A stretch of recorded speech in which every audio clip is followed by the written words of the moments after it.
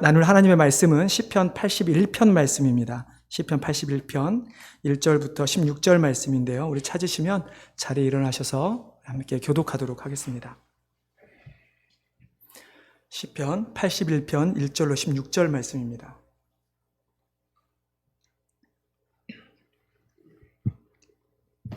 제가 먼저 읽겠습니다. 우리의 능력이 되시는 하나님을 향하여 기쁘게 노래하며 야곱의 하나님을 향하여 즐거이 소리칠지어다.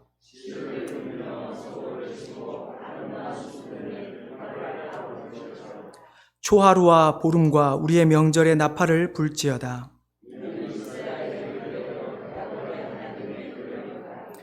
하나님의 애굽 땅을 치러 나가시던 때에 요셉의 족속 중에 이를 증거로 세우셨도다.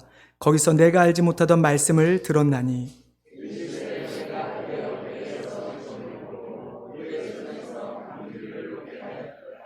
내가 고난 중에 부르짖음에 내가 너를 건졌고 우레소리의 은밀한 곳에서 내게 응답하며 무리바 물가에서 너를 시험하였도다.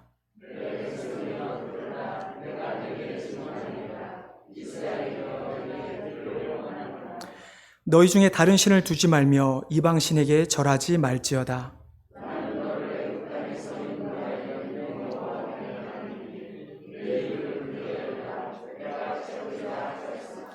내 백성이 내 소리를 듣지 아니하며 이스라엘이 나를 위하여 나를 원하지 아니하였도다.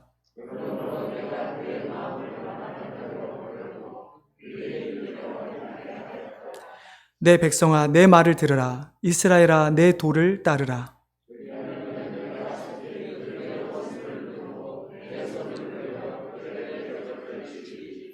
여호와를 미워하는 자는 그에게 복종하는 채 할지라도 그들의 시대는 영원히 계속되리라.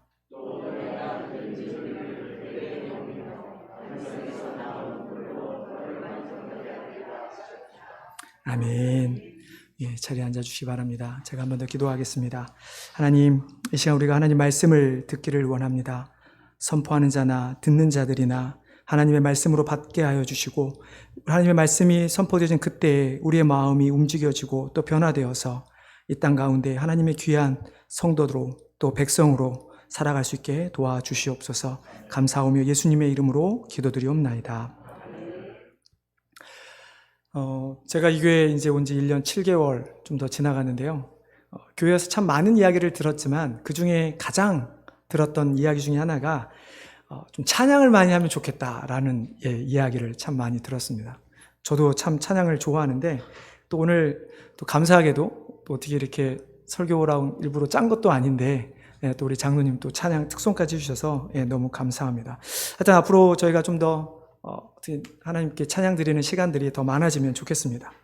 여러분 찬양하는 그 모습을 보면 얼마나 아름답고 귀한지 모릅니다. 저도 한국에 있을 때 아마 저희 세대 때부터 시작된 것 같아요. 예수전도단 뿐만 아니라 목요 찬양 이러면서 화요 모임, 목요 모임 매주 그런 데를 쫓아다녔던 것 같습니다. 저도 쫓아다녔는데 그 집회에 가면 정말로 많은 청년들 뿐만 아니라 어른들도 와서 찬양을 드립니다. 근데 그것이 특별히 어떤 세팅된 상태에서 찬양을 하면서 그런지는 모르겠지만 거기에 오는 사람 중에 그냥 이렇게 무덤덤하게 찬양 드리는 사람은 없습니다. 다 일어서서 손을 들고 눈물을 흘리며 찬양하는 그런 모습을 보게 되죠.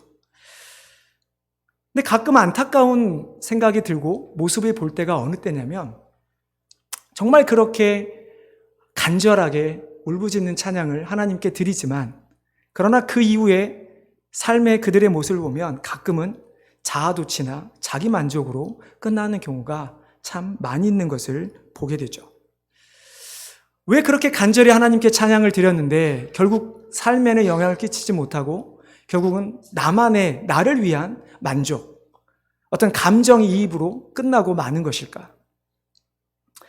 그래서 오늘 우리는 과연 찬양, 어떻게 보면 예배라고도 할 수 있을 텐데요. 과연 찬양이라고 하는 것이 무엇인가? 그리고 우리의 마음을 드리는 진실된 찬양이라는 것이 어떻게 해야 하는가를 한번 오늘 말씀을 통해 나눠보고자 합니다. 여러분, 찬양이라고 하는 것이 무엇입니까? 그것은 하나님께 찬양이나 감사를 드리는 거룩한 노래 혹은 시라고 하는 명사로도 사용되지만 이 찬송이라고 하는 것이 동사로 사용되어지면 영광과 찬송을 하나님께 올려드리는 것, 행위, 그런 모습을 의미를 갖고 있습니다. 그래서 성경을 보면 성경에서 찬양 혹은 찬송이라는 단어가 사용되었을 때는 항상 모든 피조물들이 하나님의 그 광대하심, 하나님의 그 위대하심, 그리고 하나님의 그 섭리에 대해서 반응하는 것으로 나타나는 것이 바로 찬양이라고 하는 것입니다. 그럼 마땅히 찬양은 누구에게 드리는 것일까요? 당연히 하나님께 드리는 것이죠.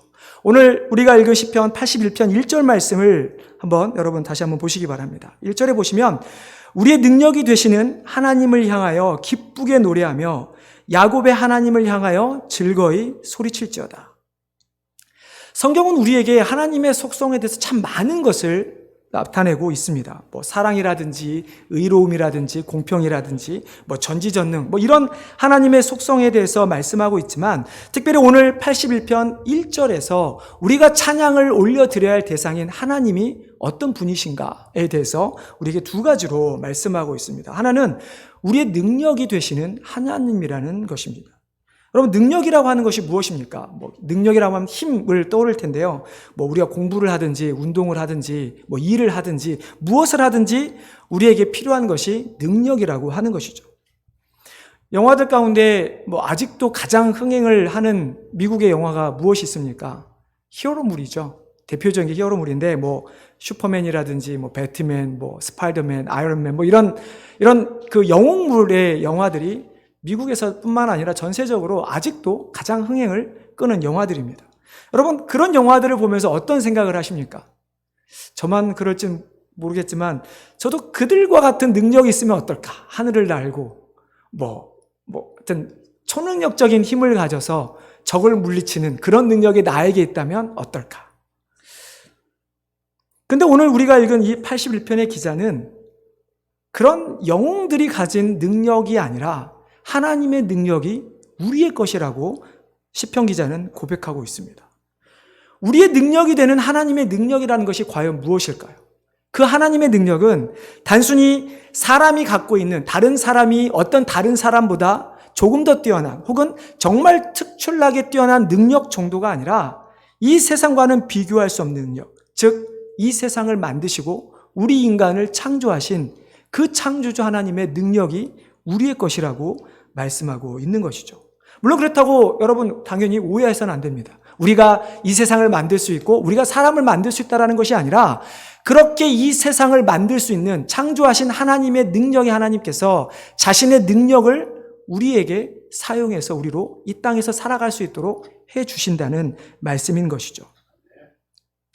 그래서 이렇게 창조주 하나님의 능력이 우리의 능력이 된다면 우리는 이 세상에서 상상할 수 없는 능력을 갖게 되는 것입니다. 물론 슈퍼맨처럼 하늘을 날 수는 없죠. 물론 배트맨처럼 그런 강인한 체력을 가지고 있을 수는 없습니다. 그러나 우리가 이 땅에서 필요한 우리에게 영원한 생명을 해결할 수 있는 진정한 능력을 하나님께서 가지고 계시고 우리에게 베풀어 주신다는 사실이죠. 이처럼 하나님의 능력이라고 하는 것은 우리의 삶을 인도하고 보호할 뿐만 아니라 우리의 죄의 문제를 해결하는 그런 능력을 우리에게 보여주고 있습니다. 특별히 오늘 시편 81편에서 시편 기자가 고백하는 것이 어떤 내용입니까? 그들이 애굽에서 종되었을 때, 포로되었을 때 도저히 그들이 400년이라는 시간 동안 지난번에 한번 나눴던 말씀이죠. 400년 동안 도저히 스스로는 헤어나올 수 없는 단 정말로 한 점의 빛조차 바라볼 수 없는 그들을 하나님께서 모세라고 하는 한 사람을 통해 인도해 내셨습니다. 그리고 그들이 가나안 땅을 향해 가는 모든 그 광야의 여정 가운데 먹을 것이 없고 마실 것이 없을 때 그리고 수많은 자연의 위협으로부터 하나님께서 보호해 주셨던 것이죠. 뿐만 아니죠. 여러분 왕정 시대를 한번 보십시오. 우리가 특별히 기억하는 다윗이라고 하는 왕을 보면 어떻게 그렇게 능력 있는 모습으로 이스라엘 백성을 다스려가는지. 여러분 어떤 구약에서 이렇게 역사서를 읽다 보면 마치 내가 그 사람처럼 몰입되어서 나도 모세처럼 혹은 나도 다윗처럼 그렇게 하나님의 능력을 발휘하는 사람이 되고 싶다. 이런 생각을 저도 참 많이 했던 것 같은데요. 그러나 그 하나님은 모세 때나 다윗 때나 지금 우리 때나 여전히 똑같은 능력으로 우리를 지키시고 우리를 보호해주고 계신다는 사실입니다. 여러분, 이 찬양 기억하십니까? 참 많이 불렀던 찬양인데요. 내 하나님은 크고 힘있고 능히 있어 못할 일 전혀 없네. 네. 이처럼 하나님은 우리의 인간으로는 상상할 수도 없고 우리 인간으로는 감히 측량할 수 없는 능력이 있고 힘이 있어 이 세상에 어떤 것도 못할 일 없는 하나님이라는 사실이죠. 그리고 그 전능하신 하나님이 바로 우리의 능력이 되신다고 시편 기자는 말씀하고 있는 것입니다. 두 번째로 시편 기자가 우리에게 소개하는 하나님은 야곱의 하나님입니다. 제가 지난주에 간단하게 하나님께서 모세를 부르셨을 때 했던 말씀 여러분 기억하시죠? 내 조상의 하나님, 아브라함의 하나님, 이삭의 하나님, 야곱의 하나님. 그래서 제가 간단히 말씀을 나누는데 성경은 참 누구누구의 하나님이라는 말이 참 많이 나오죠. 성경에서 누구누구의 하나님 그러면 지난주에 말씀드린 것처럼 특별히 그 사람을 인도하신 그리고 그 사람을 구원하신 하나님에 대한 것을 의미합니다. 그렇기 때문에 야곱의 하나님이라고 한다면 야곱을 구원하시고 야곱의 전생을 인도하신 그 하나님이라고 이해를 해야 되는 것입니다. 우리가 가끔 누구누구의 하나님에서 착각하는 경우가 있죠. 마치 하나님이 야곱이 하나님이라고 야곱의 하나님, 즉 야곱이 소유한 하나님이라고 생각하는데요. 예를 들면 이런 거죠. 이 핸드폰이 누구의 것입니까? 예, 제 것입니다. 그렇죠? 김주광 목사의 것입니다. 제가 핸드폰의 주인이고 제가 이 핸드폰의 주체가 되는 사람입니다. 그렇다고 해서 야곱의 하나님이라고 해서 마찬가지로 하나님이 야곱의 하나님, 야곱이 소유한, 야곱이 가질 수 있는 하나님, 마치 주체가 하나님이 아니라 야곱이 되어서는 절대로 안 된다는 것이죠. 성경에서 누구누구의 하나님이라고 했을 때는 당연히 주체가 바뀌지 않고 하나님이 주체가 되어 야곱을 인도하신, 야곱을 보호하신, 그리고 그를 이끄시는 하나님. 우리는 야곱보다 당연히 하나님에 대해서 초점을 더 맞춰야만 하는 것입니다. 야곱의 하나님이라고 하는 이 말은 단순히 야곱 한 사람을 의미하는 것은 아닙니다. 조금 더 넓게는 이스라엘을 의미하고 더 넓게는 하나님께서 택하신 모든 백성들을 의미하죠. 여러분 시편 81편은 이스라엘 백성들이 절기 때마다 불렀던 찬양입니다. 6월절이라든지 77절이라든지 장막절 같은 절기 때 그들이 하나님께 예배드리러 나아갈 때마다 낭송되었던 감사 예배 시입니다. 때문에 단순히 그들이 하나님께 찬양할 때 이스라엘 백성들이 자신의 선조였던 야곱 한 사람을 기억해서 그 우리 조상의 야곱의 하나님이라고 찬양하는 것이 아니라 야곱의 하나님, 즉 이스라엘 백성들을 인도하시는 하나님, 그들을 택하셔서 그들을 인도하신 그 하나님께 예배를 드리기 때문에 이 야곱의 하나님이라고 하는 것은 이스라엘의 하나님으로 우리는 이해를 해야 되는 것이고 나중에 야곱이라고 하는 그 이름은 하나님께서 이스라엘로 바꿔주셨죠. 그래서 이 말은 작게는 야곱, 그러나 이스라엘을 가리키며 하나님의 선택된 백성, 이제는 신약에는 예수 그리스도로 말미암아 우리가 믿어서 구원받은 하나님의 백성들을 의미하고 있는 것입니다. 그렇기 때문에 이처럼 야곱의 하나님, 이스라엘의 하나님, 그리고 우리의 하나님 되시는 그 하나님께서 우리를 택하셨고 그리고 그 하나님께서 어떻게 우리를 돌보아 주셨고 계시는가에 대한 그들이 회상하며 그들이 하나님께 감사를 하고 있는 것입니다. 실제적으로 우리가 읽었던 오늘 시편 81편의 5절부터 이하에 보면 실제로 그 시편 기자가 이스라엘 백성을 하나님께서 애굽에서 인도하셨던 내용들을 언급하고 있는 것을 잘 보여주고 있습니다. 그들이 먹을 것이 없을 때 만나와 메추라기를 보내주셨고 또 그들이 승리할 수 없는 위험한 싸움 가운데 하나님께서 그들로 하여금 승리를 맛보게 하신 것을 우리는 알 수 있습니다. 뿐만 아니라 어떤 초자연적인 역사뿐만 아니라 몇 사람의 사사들, 영웅들을 통해서 그 이스라엘 백성들을 구원해 내시는 것을 우리는 너무나 잘 알고 있죠. 그렇기 때문에 야곱의 하나님이라고 하는 이 표현은 단순히 야곱이 아니라 그 모든 백성의 필요를 채워주시는 뿐만 아니라 그들을 구원해 내시는 하나님을 나타내고 있는 것입니다. 그래서 이 1절의 하나님, 나는 너를 애굽 땅에서 인도해낸 하나님 여호와라고 10절에서 다시 시편 기자는 언급하고 있는 것입니다. 그렇기 때문에 야곱의 하나님이라고 하는 것은 너를, 이스라엘을 애굽 땅에서 인도해낸 하나님, 우리를 영원한 죄에서 인도해내신 하나님, 애굽 땅에서 인도해낸 능력이 있는 하나님, 우리를 영원한 죄에서 영원한 생명으로 구원해 주실 수 있는 능력의 하나님, 그 구원의 하나님이다라고 하는 뜻을 가지고 있는 것이죠. 그럼 우리는 오늘 본문을 통해서 우리가 알아야 되는 하나님은 불가능이 없으신, 능력이 있으신, 그리고 우리를 구원해 주시는 분이심을 우리는 믿어야만 하는 것입니다. 자, 그러면 다시 돌아가서 첫 번째 했던 질문, 왜 우리는 하나님을 찬양해야 되는가? 그 찬양의 목적은 무엇인가? 라고 하는 질문 앞에 우리는 이렇게 대답을 해야 합니다. 능치 못할 일이 없으신, 모든 것을 하실 수 있는 하나님께서 우리를 사랑하셔서 우리를 구원해 주시고 우리를 끝까지, 즉 예수님이 이 땅에 다시 오시는 그날까지 우리를 지켜주시는 것에 대하여 감사하여 올려드리는 것이 우리가 드리는 찬양이 되어야 하는 것이죠. 그렇기 때문에 우리가 하나님께 찬양을 올려드리자, 하나님을 예배하자, 하나님을 높여드리자라고 하는 그 말의 정확한 의미는 인간을 포함한 모든 피조물들이 하나님께서 베푸신 은혜와 사랑에 감격하여, 감사하여 하나님께 영광 올려드리는 것. 이것이 우리가 하나님께 드려야 될 찬양의 의미인 것입니다. 자, 이것이 찬양인데, 그렇다고 한다면 우리가 어떻게 해야 그냥 입으로 읊조리거나 혹은 우리가 감정적이 아닌 정말 우리의 마음을 다한 진실된 찬양을 하나님께 올려드릴 수 있을까요? 여러분, 진실된 찬양 자체가 진실되다라는 의미가 아니라 찬양을 올려드리는 우리의 성도들, 우리의 마음이 깨끗해야 된다. 우리가 진실되어야 한다라는 의미이죠.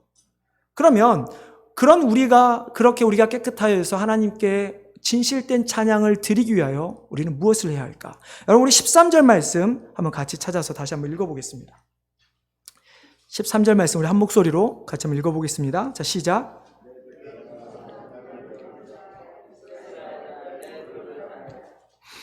내 백성아 내 말을 들으라. 이스라엘아 내 도를 따르라.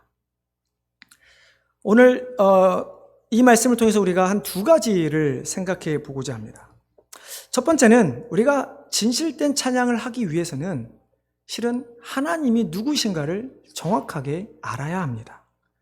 여러분, 하나님을 안다라는 것이 무엇인가요? 13절의 말씀처럼 하나님의 말씀을 듣는 것이고 그리고 하나님의 말씀에 하나님의 도를 따르는 것입니다. 말 그대로 하나님을 아는 것이죠. 우리는 이미 하나님이 누구신가, 하나님의 능력됨에 대해서 이미 앞에서 살펴보았습니다. 말씀을 통해서 우리는 하나님을 알고 내 삶 가운데 나타나시는, 나를 인도하셨던 그 하나님을 경험하며 우리는 고백해야 하는 것입니다.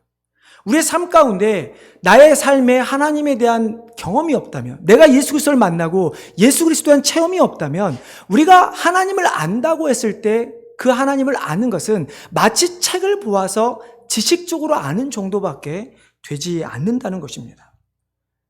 우리가 하나님을 알기 위해서는 하나님과의 인격적인 만남이 있어야 합니다.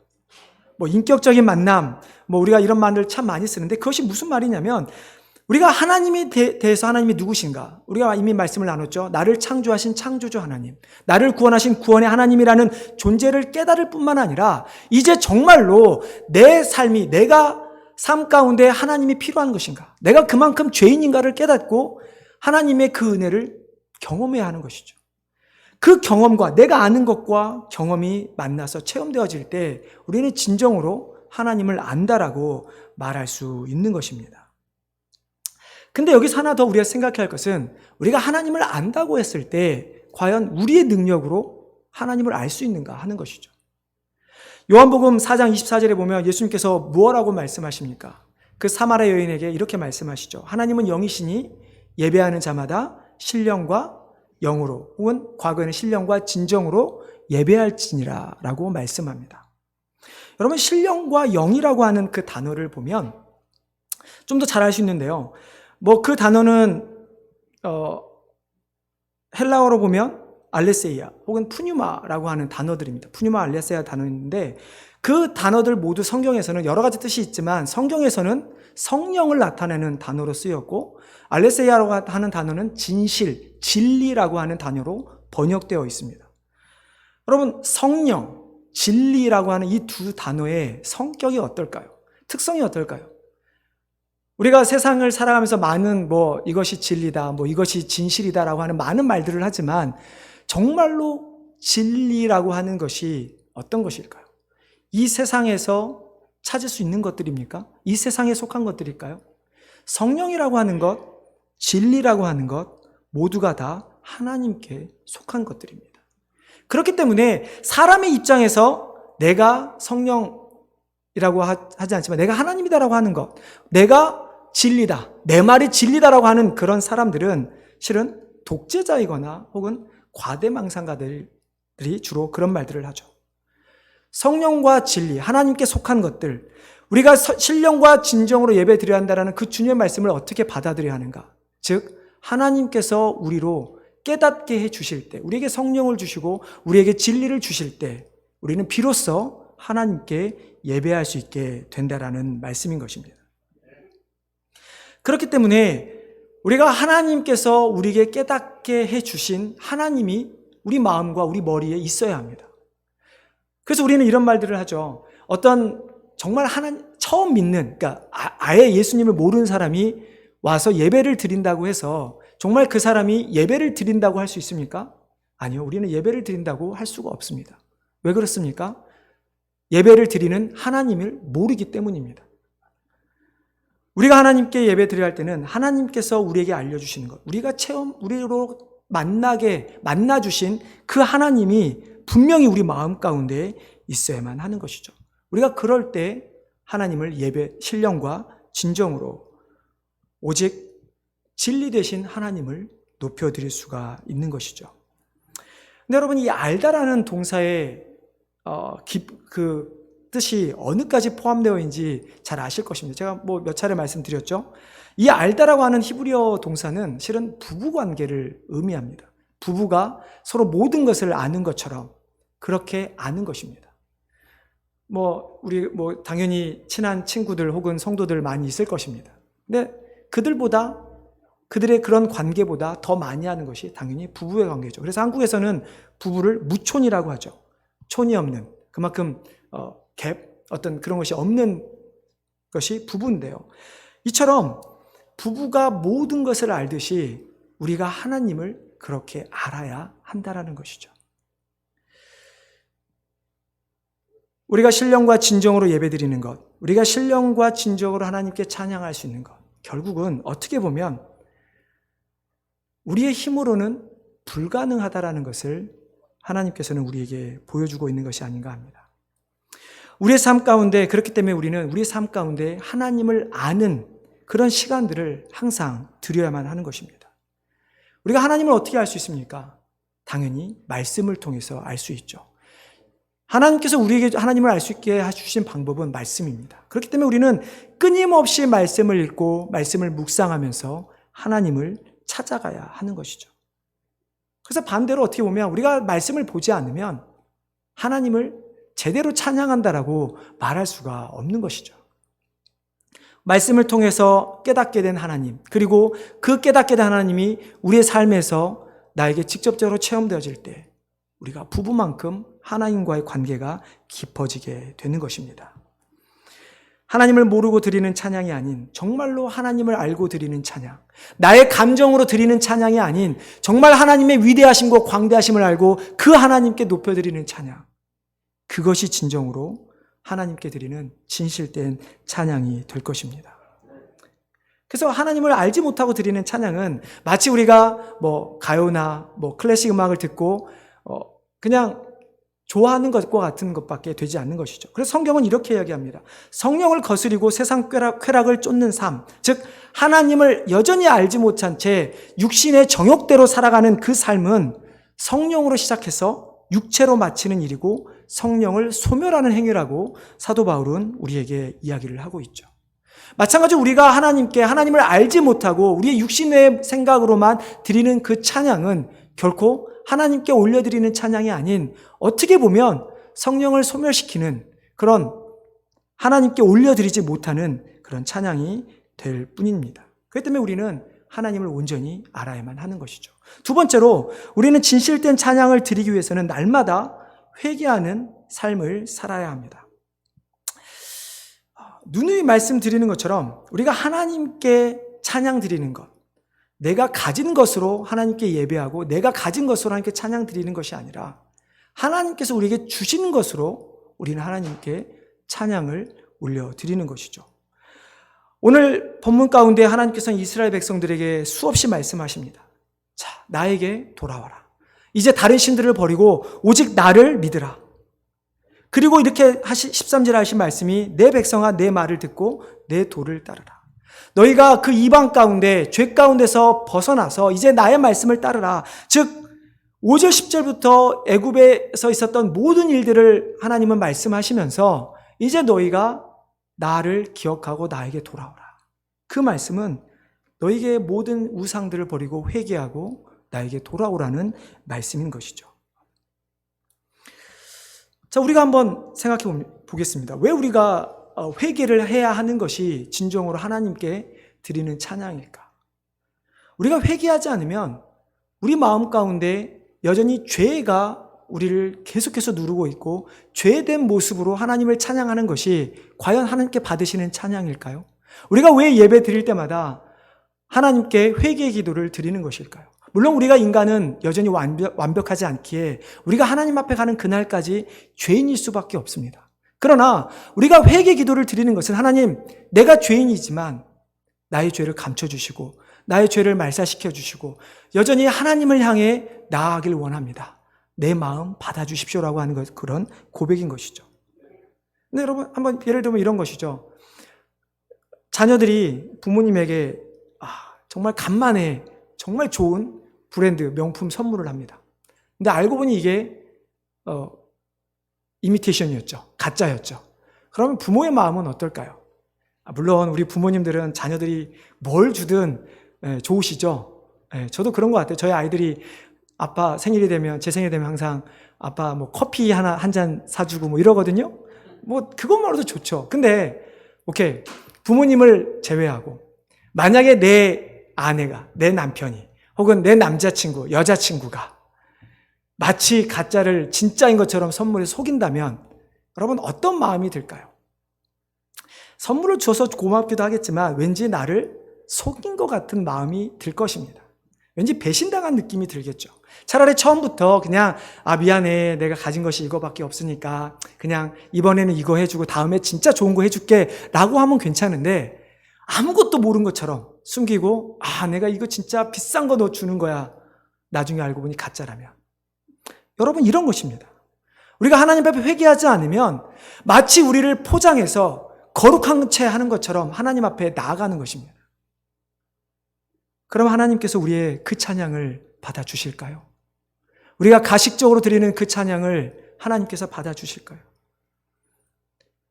우리는 온전하지 못하지만 그러나 우리가 하나님 앞에 나아갈 때 하나님, 제가 온전하지 못합니다. 제가 죄인입니다. 저를 용서해 주십시오. 그럼에도 불구하고 하나님께서 주신 그 은혜가 너무 감격하기에 제가 하나님께 예배를 드리길 원합니다. 찬양하기 원합니다. 하나님 받아주십시오. 하나님이 원하시는 찬양은 바로 이런 찬양인 것입니다. 우리가 회개하며 하나님의 은혜를 구하며 하나님께 드리는 찬양. 이제 말씀을 맺기를 원합니다. 여러분 진정으로 하나님을 찬양을 원하십니까? 정말로 하나님께 예배하기를 원하십니까? 정말로 찬양을 통해 예배를 통해 하나님을 만나시기를 원하십니까? 그렇다면 정말 말씀 앞에 겸허히 나아가시기를 바랍니다. 말씀을 볼 때마다 하나님을 깨닫고 그 말씀 앞에 나 자신을 비추어 보며 자신을 회개하시기를 바랍니다. 그렇게 우리 자신을 낮춰서 하나님 앞에 나아갈 때 하나님께서는 우리에게 놀라운 은혜를 더하여 주실 것이고 이스라엘 백성들의 하나님이 되셔서 그들을 인도하시고 그들을 구원하셨던 것처럼 우리를 구원하시고 여전히 우리를 인도하시고 지켜주시는 하나님이 되실 것입니다. 이런 하나님을 온전히 믿고 정말 우리의 삶 가운데 성령 충만함이 있는 정말 하나님께만 온전히 예배하며 찬양드리는 귀한 성도님 되시기를 주님의 이름으로 축원합니다. 기도하겠습니다.